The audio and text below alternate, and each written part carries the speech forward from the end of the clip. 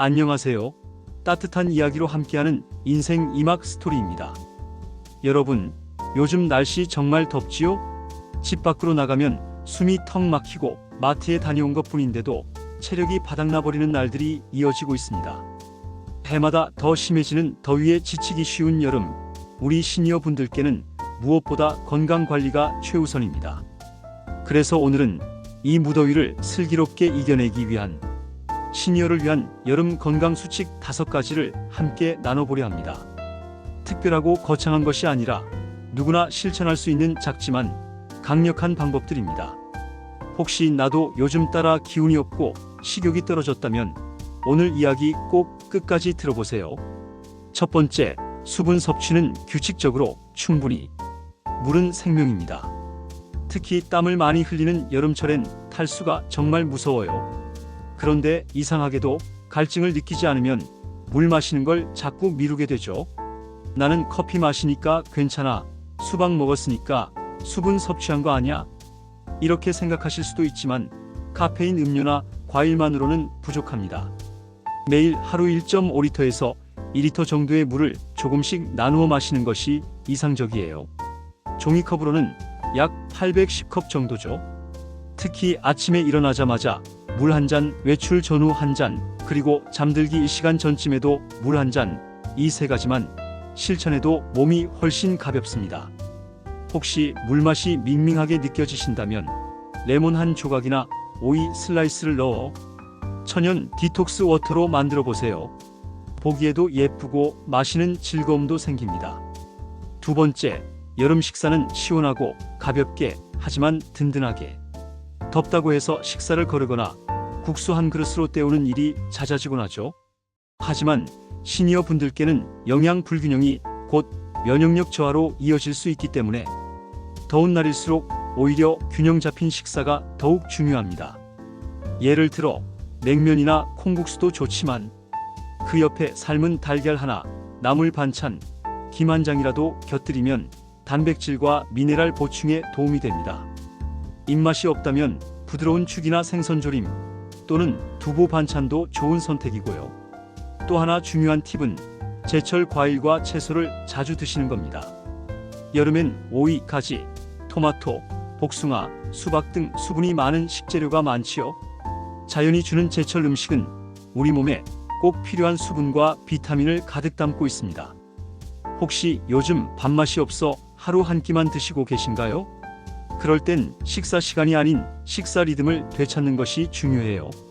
한 번에 많이 먹기보다는 3끼를 가볍게 나눠 먹고 매일 같은 시간에 식탁에 앉는 습관을 만들어 보세요. 이런 리듬이 우리 몸에 안정감을 주고 소화도 더 잘 되게 도와줍니다. 세 번째, 하루 20분 햇볕 아래 걷기 또는 실내 스트레칭. 더워서 움직이기 싫다 나가면 땀이 줄줄 나서 오히려 피곤하다. 많은 분들이 여름에는 운동을 꺼리게 되지요. 하지만 활동량이 줄면 근육도 활력도 함께 줄어듭니다. 무리한 운동이 아니라 아침 79시 사이 햇볕이 아직 강하지 않을 때 가벼운 산책부터 시작해보세요. 그 시간에 햇살은 뼈 건강에 도움을 주는 비타민 D 생성에 아주 효과적이고 정서적으로도 하루를 맑게 시작할 수 있는 좋은 루틴이 됩니다. 만약 외출이 어렵다면 실내에서도 할 수 있는 운동이 많습니다. 의자에 앉은 채 다리 들어 올리기, 제자리에서 천천히 걷기, 손가락과 어깨를 부드럽게 돌리는 스트레칭 등은 작아 보여도 매일 실천하면 혈액순환과 관절 유연성에 큰 도움이 됩니다.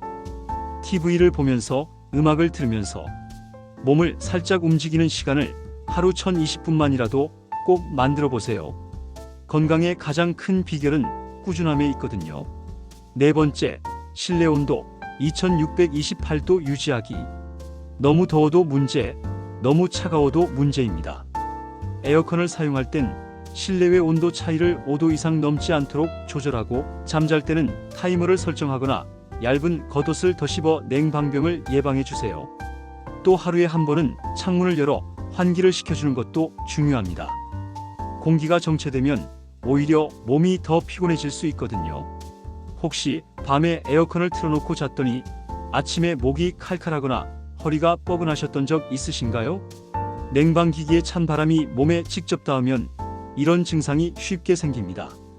그래서 바람이 직접 몸에 닿지 않게 방향을 조정하거나 선풍기를 벽 쪽으로 돌려 순환시키는 것도 좋은 방법입니다. 또 실내 온도를 유지하면서 전기료 부담도 줄이고 싶다면 커튼이나 블라인드를 활용해 햇빛을 차단하거나 창문에 단열 필름을 붙이는 것도 고려해 보세요. 작은 변화지만 체감 온도를 낮추는데 꽤 효과적입니다. 5번째, 외출 전후 건강 체크하기. 무더위 속 외출은 체력 소모가 크기 때문에 나가기 전에는 몸 상태를 한번 점검해보는 습관이 필요합니다. 어지럽거나 무기력한 느낌이 들 땐 무리하지 마시고 꼭 외출해야 한다면 챙겨야 할 필수품이 있습니다. 모자, 선글라스, 양산은 기본이고요. 가능한 한 밝은 색의 통풍이 잘 되는 옷을 입고 주머니에는 생수 한 병도 꼭 챙기세요.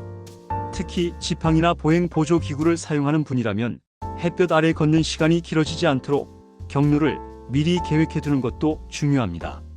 외출 후에는 반드시 손과 발을 깨끗이 씻고 시원한 물 한 잔으로 몸속 열을 식혀주세요. 만약 외출 중 갑자기 식은땀이 나고 어지럽거나 속이 메스꺼운 증상이 나타난다면 더위로 인한 탈수나 열사병 초기일 수 있으니 즉시 그늘로 이동하여 휴식을 취하시고 필요하다면 병원을 찾아야 합니다. 혹시 이런 경험 있으신가요?